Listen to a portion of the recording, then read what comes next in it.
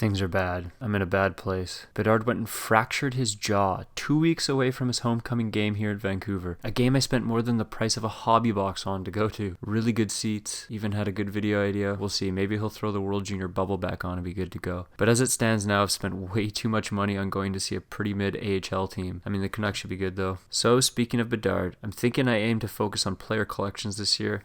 Some of them are very weird. Like if you thought Gagne was an unlikely person to PC, just wait. But Bedard is of course the main event, to the surprise of no one. Not even going to go into this one, it speaks for itself. But what to do if you pull a Bedard? Do you sell ASAP? Hold? That's something that deserves some thought. We'll get back to that in another video, I think. I have some prospects from certain teams I'm after, and I think you should be too. I'll get into what product I'm looking to rip, absolutely rip this year. So yeah, I mean, I'm excited to get into it and some of the other stuff I've planned. I'm happy to have those first videos out of the way. First videos always suck, and those have already aged bad. I knew they wouldn't get views or anything, and just used that PC showcase as a way to just absolutely rip the band-aid off. But yeah, I'm looking forward to making more videos, and I have a lot of ideas. Alright, okay, so the next best rookie, in my opinion, is Michkov. Not that that's a hot take, but not sure what the deal is on his cards though, with his KHL contract and all. I'm sure there's KHL cards and whatnot, prospect cards, I don't know, but I don't know how different product lines are going to deal with him, if he's the redemption or what his rookie card's going to be like. Anyways, he's Bedard's Ovechkin, putting up generational numbers in the K, and even though being drafted at 7 is very high, he still could be considered one of the all-time great draft steals. Doesn't hurt that the Flyers are my favorite team. So yeah, I love the kid so far. We'll see about the rumors about his attitude and stuff, but hard to trust some of that stuff. Next priority for me, as you've seen a little bit of, is the Hughes brothers. My favorite player next to Bedard this year is probably Jack Hughes, little Jackie boy,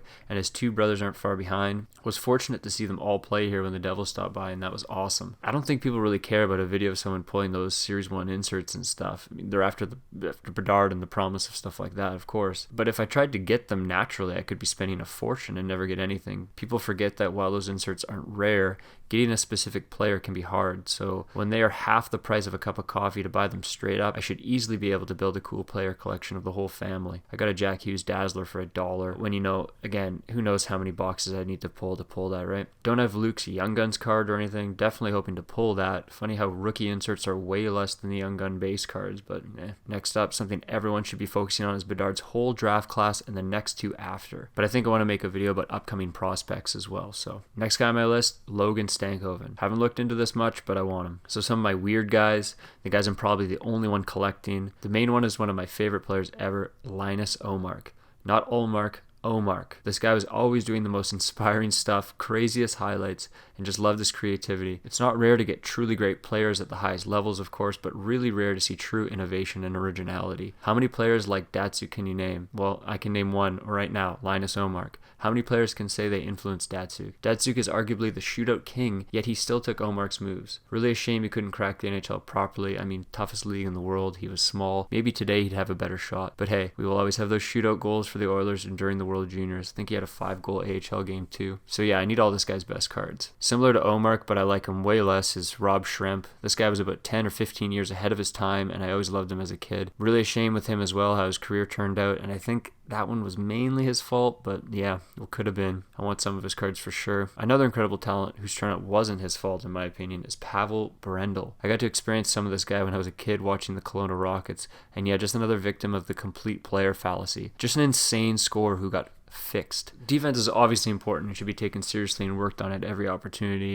yeah. But I'm also a big believer in player roles and letting players shine where their talents lie. Brendel was a goal-scoring specialist like Ovi, but never got the chance in that role, in my opinion. They stuck him on checking lines and stuff, just snuffed him out. I see similar stuff brought up about Bedard, and I just think those people are clueless, questioning his size and defensive play. Like when he single-handedly leads the worst team in the league to a victory over arguably the best goalie, scores all his team's goals. Like, are you whining about defense in that moment? Who cares? And he will get better there for sure. He practices his shortcomings obsessively, and I'm not worried at all. Plus, he already has that signature stick lift. Just insane to look at a generational goal scorer and playmaker for that matter and only focus on his bad plus minus, which is just a byproduct of his first line minutes on a last place team anyway. Don't see anyone criticizing someone like McNabb for his low offensive production. Tons of excellent stay-at-home D in the league who don't score at all. Would their team be better off if they did? Well, yeah, of course. But it's not their role. Double standard there, I think. Next up, Gagne and Forsberg. Anything with them together, Deuce is wild. Wonder when we'll see that kind of line mate chemistry again. It's just insane. Obviously, the stuff with them together is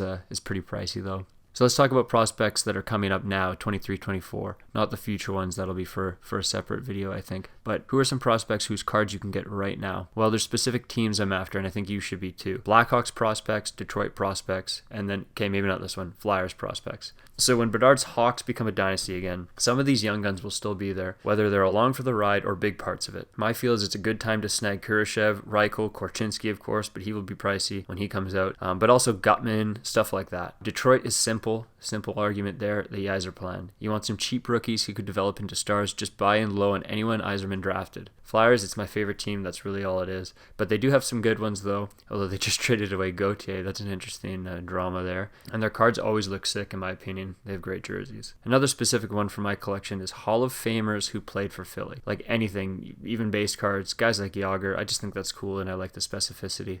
Billy Sweezy, his first card is in this year's MVP, just the best name in the league. I gotta have him. Once I pulled that Billy Sweezy MVP rookie, I was like, all right. And then I'm just gonna list some players I love that I'll be always looking to collect. Barzell, McNabb. I do actually really like McNabb. Nylander, overshadowed by Matthews, so his stuff is definitely undervalued. Carter Hart. I am into Zegras and Caulfield and stuff. I'm after Panthers for my friend. He's the other guy who got back into cards with me. And then this is a cool one, I think. Cup base cards are my favorite players. Anyone I mentioned here would be cool to have their Cup base card. Maybe, maybe not. I don't know. Probably overpriced to do something like that. But as for product, I've mentioned before, but I'm really interested in 23-24 OPG. Looking for Bedard in that one. The price point is great. $90 a hobby box, something like that. I haven't looked too into what kind of stuff you can get in there, but in terms of the Bedard hunt, that is probably going to be my go-to. I mean, Series 2, that's another one obviously I'll be interested in and trying to get. They really upped the price on that. I'm not sure if that's just hobby shops upping the price, if like Walmart and bigger retail shops are going to have that same price, if that's what Upper Deck is setting, like $300 a hobby box, almost twice the price of Series 1. I am going to be looking to get some of that, and obviously the Young Guns of Bedard is the main draw there. So, and it still is within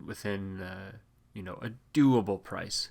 We'll see. Yeah, looking at Series 2, some artifacts when I can get around to affording it, and but I think the main one is going to be OPG because it just seems like it's a really good price, but a better product than MVP. But again, I want to look a bit deeper into what they have. As for the higher end stuff, probably not going to be looking at much of that, but I am really curious to learn what the best bang for your buck is, what the best value is, where it's at. I know it's definitely not the Cup, but yeah, please let me know what products you're looking into just in general for this season, because it's not just Bedard. Like I said, the rookie crop is insane and I'm really excited. All right, well, this was a lot of info thrown at you fast. Tell me if you like these kind of videos.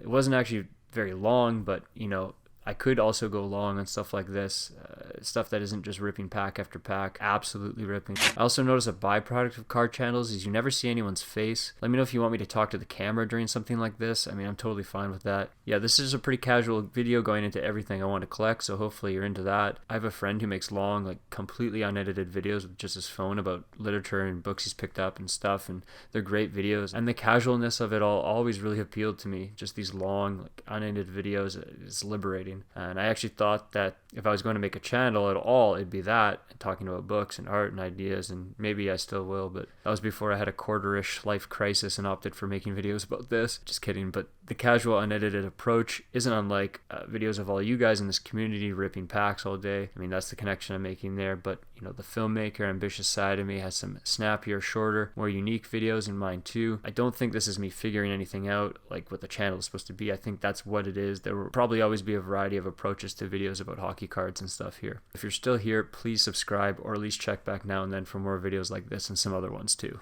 Thanks.